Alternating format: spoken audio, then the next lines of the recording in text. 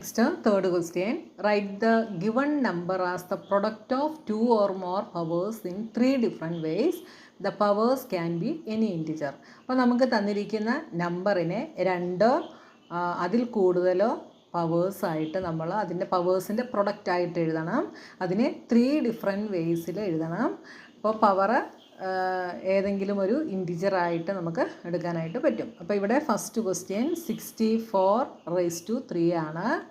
അപ്പോൾ 64⁻³ നമുക്ക് രണ്ടോ അതിൽ കൂടുതലോ പവേഴ്സിൻ്റെ പ്രൊഡക്റ്റായിട്ട് എഴുതാമെന്ന് പറഞ്ഞിട്ടുണ്ട്. അപ്പോൾ 64നെ നമ്മൾ പ്രൈം ഫാക്ടറൈസേഷൻ ചെയ്തിട്ട് അതിൻ്റെ പ്രൊഡക്റ്റ് അതായത് പ്രൈം ഫാക്ടേഴ്സ് എങ്ങനെയാണ് വരുന്നതെന്ന് നോക്കാം. 2 കൊണ്ട് ചെയ്യാം. അപ്പോൾ നമുക്ക് 32, again 2, 16, again 2, 8 2s are 16, 4 2s are 8, 2 2s are 4.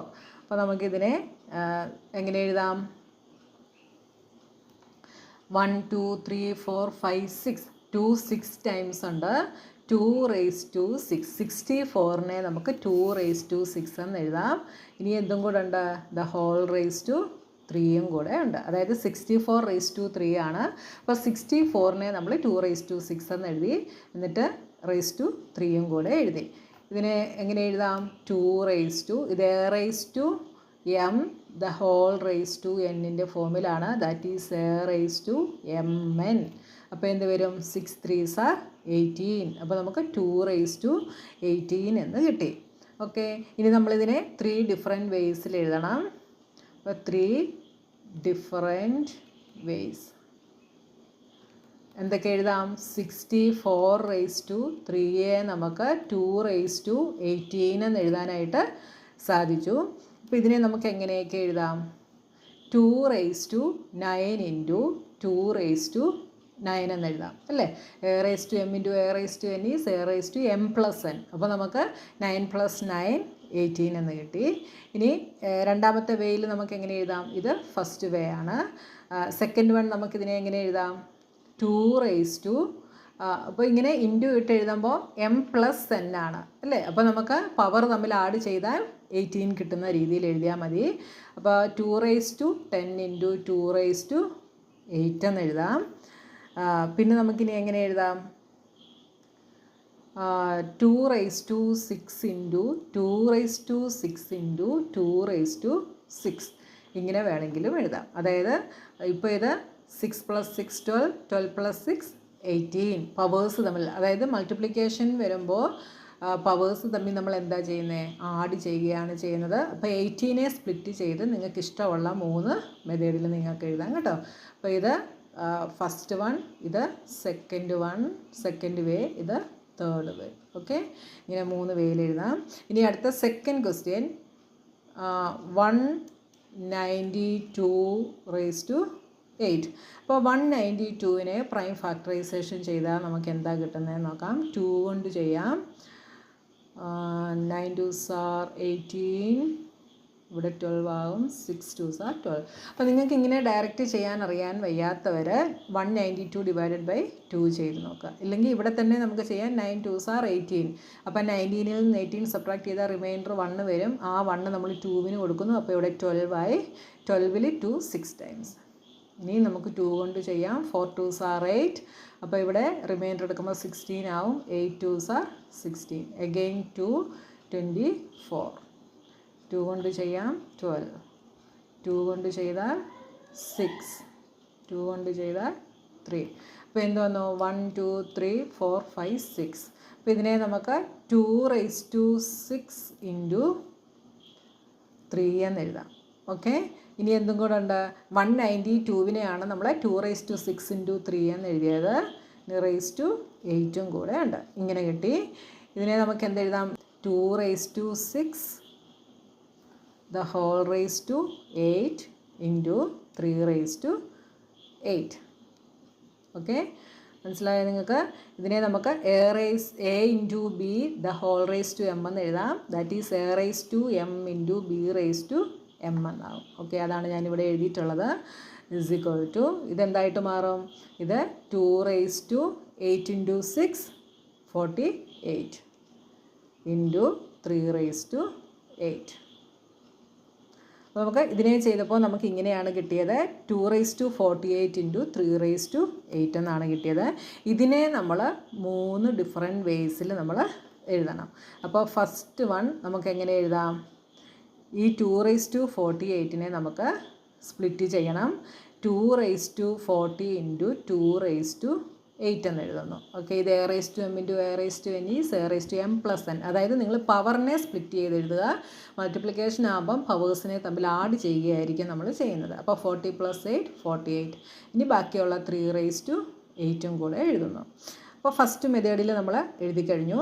ഇനി അടുത്തത് സെക്കൻഡ് മെത്തേഡ്. അപ്പോൾ ഇതാ ഇവിടെ നോക്കിയേ, 2-ൻ്റെയും 3-യുടെയും പവേഴ്സ് തമ്മിൽ സെയിം ആണ് അല്ലേ. അപ്പോൾ ഇതിനെ നമുക്ക് ഒന്നുകൂടെ വേണേൽ സിംപ്ലിഫൈ ചെയ്യാം. 2⁴ ഇൻറ്റു ഇതിപ്പോൾ എന്തായി A⁻m ഇൻറ്റു B⁻m എന്ത് വരും? A into B the whole raise to m, that is 2 into 3 6⁸8. അപ്പോൾ ഫസ്റ്റ് മെത്തേഡ് ഇങ്ങനെ വന്നു. ഇനി സെക്കൻഡ് മെത്തേഡ് നമുക്ക് എന്തെഴുതാം? ഇവിടെ നമുക്ക് 2⁴ ഇൻറ്റു 2⁴ എന്ന് എഴുതാം. ഓക്കെ, ഇതിനെയാണ് നമ്മൾ 3 ഡിഫറെൻറ്റ് വേസിൽ എഴുതുന്നത്. അപ്പോൾ 48നെ സ്പ്ലിറ്റ് ചെയ്ത് നമ്മൾ 2⁴ ഇൻറ്റു 2⁴ ഇൻറ്റു എന്തെഴുതാം? 3⁸ നമുക്ക് എങ്ങനെ എഴുതാം?